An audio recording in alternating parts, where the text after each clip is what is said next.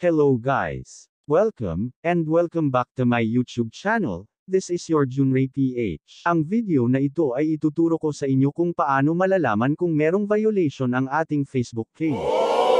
Kung gusto mong malaman ang tricks na ito, keep on watching.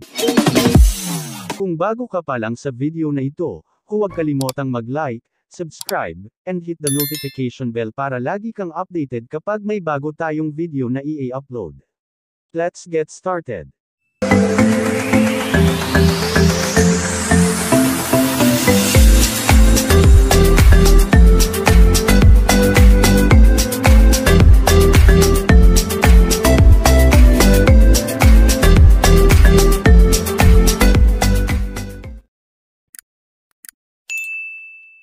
Pindutin ang Facebook app at mag-login.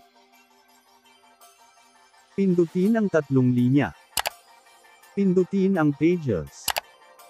Piliin mo yung Facebook page mo.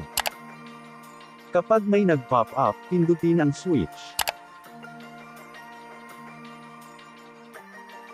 Before po kayo mag-start sa tricks na ito, dapat naka-Facebook New Page Experiences ang Facebook page mo. Kung hindi mo pa alam kung paano, meron po akong video tutorial kung paano palitan ang Facebook page into Facebook New Page Experiences. Pwede nyo pong panuurin pagkatapos nitong video na ito. Kapag nandito na tayo sa ating Facebook page, pindutin ang tatlong linya. Scroll down. Pindutin ang Settings and Privacy. Pindutin ang Settings. Pindutin ang Page Settings. Scroll down.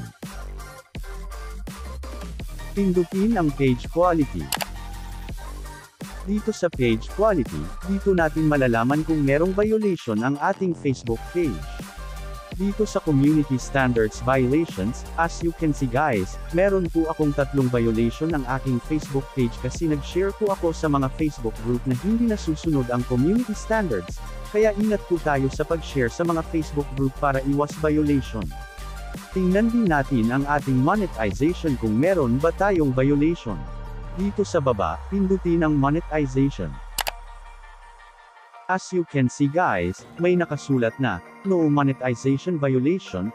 Ang ibig sabihin niyan ay wala po tayong mga violation sa ating mga video or mga photo natin.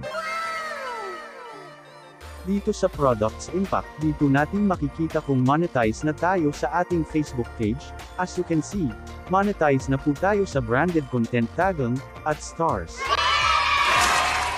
Dito sa gilid kapag nagkulay green nito ang ibig sabihin niyan ay wala po tayong violation sa ating Facebook page.